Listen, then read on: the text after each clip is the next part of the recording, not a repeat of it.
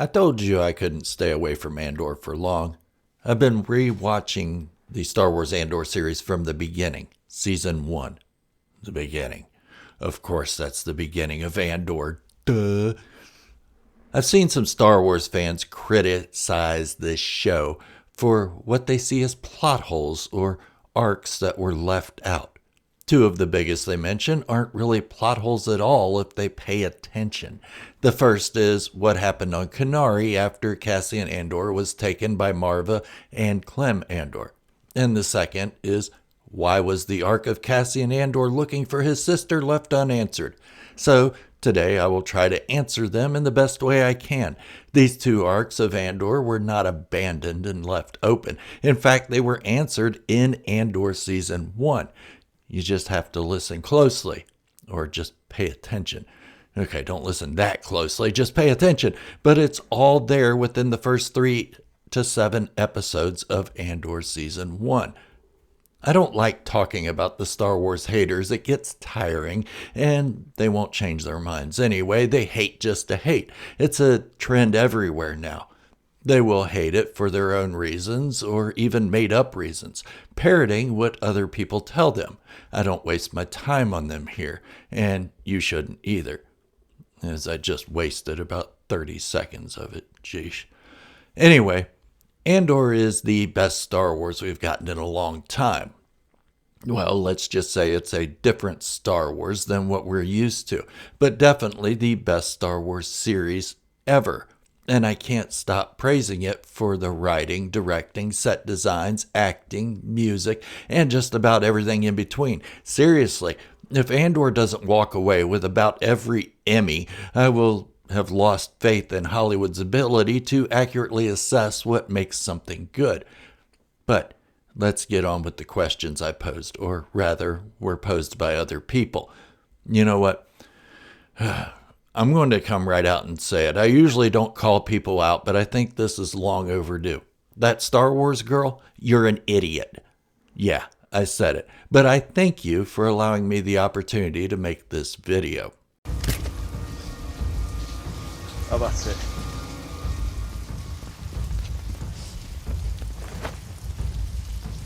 If you haven't subscribed, you can't produce an ID. While you won't be fined for parking out past the causeway here, it is imperative that you subscribe to the channel. By doing so, you may move around Morlana 1 freely without harassment. Subscribe and carry on. You know what? I'm going to have fun with this video. A pretty face only gets you so far, and I'm not what you'd call a handsome man. So I have to rely on my listening skills and a bit of intellect.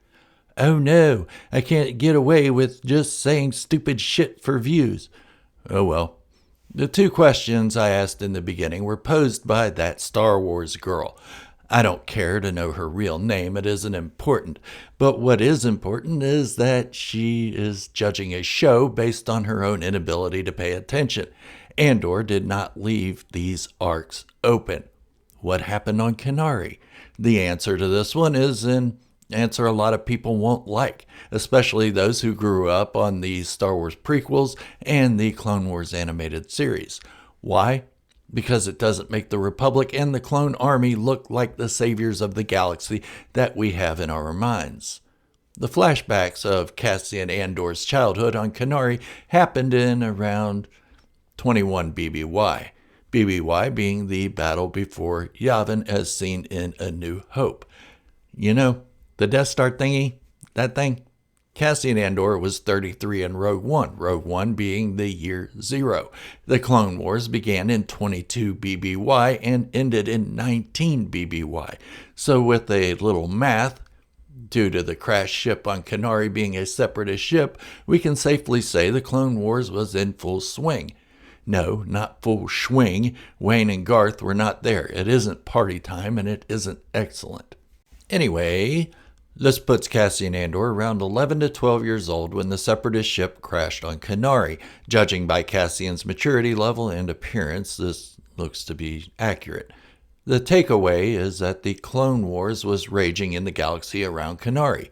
Marva Andor and B2 Emo comment that the Republic will be there soon and it won't end well for those still there when they arrive. Marva takes Cassa, later called Cassian, and that's another way of saying she abducted him, for his own good though. And Marva and Clem Andor get the hell out of Dodge, Kenari. A large part of Cassian Andor's beginning is centered around finding his sister, so the two questions are really intertwined around each other. And no, Clea is not Cassian Andor's sister. Bix Colleen is also not Cassian Andor's sister either. And Clea is not Leia. It's like saying a man named John and a man named Johann are the same person. Anyway, within the first 7 episodes of Andor Season 1, we get the answer when Marva Andor is saying goodbye to Cassian. She tells him to stop looking for his sister. It's a fantasy. There were no survivors on Kenari. There. That's the short answer. Now, let me explain. Some may say, no body, no death. This is a frequent discussion among Star Wars fans because so many dead characters have come back to life. Somehow. But sometimes we just have to trust the words of the characters within the Star Wars universe, and Marva Andor does not seem like one who would lie to Cassian about something like this. By the looks of it, he had been searching for his sister for a long time, an ongoing pursuit, if you will. After the Morlana 1 incident with the Corpos, Cassian Andor didn't tell Marva where he had been, nor what he was doing there. He didn't tell anyone, so for her to tell him to stop looking for his sister wasn't directly tied to this incident, although she likely had a hunch that it was, and knew Cassian had got into something deep this time. Marva had tolerated Cassian Andor looking for his sister, as it gave him a sort of peace and purpose to think he could find her. But when he got into trouble while on the hunt for her, Marva finally put her foot down. It's time to pull him from the fantasy and draw him into reality. The bigger picture that this time the trouble doesn't go away. That digging for a Kenari child will lead to trouble, and it already has. Given the fact that Cassian Andor's official records say he was born on Fest, and he's looking for a girl from a planet where there were no survivors once the Republic showed up.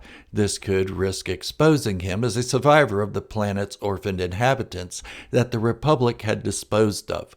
That's right, back to the Republic. They killed all the children remaining on Kenari. This is left unclear as to why.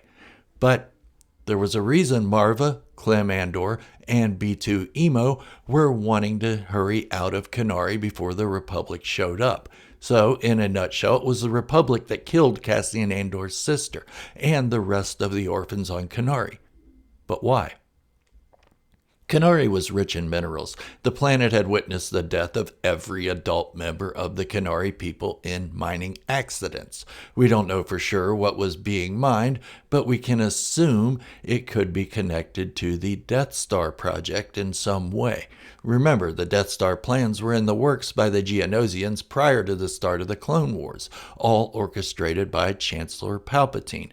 As he was playing both sides, it isn't hard to fathom that he instructed this planet to be mined by the Republic to fit his future plans, without telling anyone the truth of why it was being mined. Of course, this is all speculation, so any survivors, even children, would be a risk Palpatine wouldn't want present. If others found out there was a precious mineral on Kenari, even if just a band of pirates or privateers, there's a chance that at least one of these children will make it off-world and tell what happened, even if the children didn't know why it was being mined so heavily. And if the children grew up and started searching for evidence of their parents' demise, it could become a problematic instance for Palpatine. So yes, the clones brought on by the Republic weren't always out doing the right thing throughout the galaxy. We also see that in Cassian Andor's flashbacks of Clem Andor being hung. The troopers wear clone armor, while the officers are Imperial. This would have been just after the end of the Clone Wars, when planets were being secured by the rebranded Empire, all while still using the remnants of clone troopers to carry out the task. We see this in the Bad Batch, especially worlds that we could perceive as separatist, such as Ferrix. I mean, there was a reason the people of Ferrix resisted the clones and their occupation prior to knowing what the Empire was actually doing around the galaxy in the coming months and years.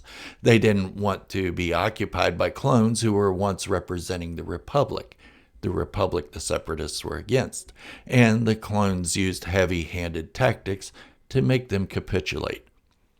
I got off topic a bit, and that may be a good thesis for another video, but I want to repeat that these Star Wars gurus that you see all over YouTube are mostly there to drum up rage bait. People like that Star Wars girl are here to make money. I, on the other hand, am here to talk about Star Wars. If I make money from it, cool, but I never claimed that to be my purpose, and I won't alter my morals for money. I won't rage bait, but I will call people out who do that. I'm tired of people tainting this fandom for profit, but I guess they can do whatever they want as long as there are people who watch them and trust them. I'm not saying don't watch them. Just be mindful of what they say. Me, Star Wars is not my community. I'm a small part of it, just like any of you. As a YouTuber who talks about Andor and all of Star Wars, I'm a servant to you, and I will continue to give honest assessments of Star Wars without toxicity. So, if you're tired of the drama and negativity within this beautiful fandom and the Star Wars franchise, hit the subscribe button and give the video a big old stupid thumbs up.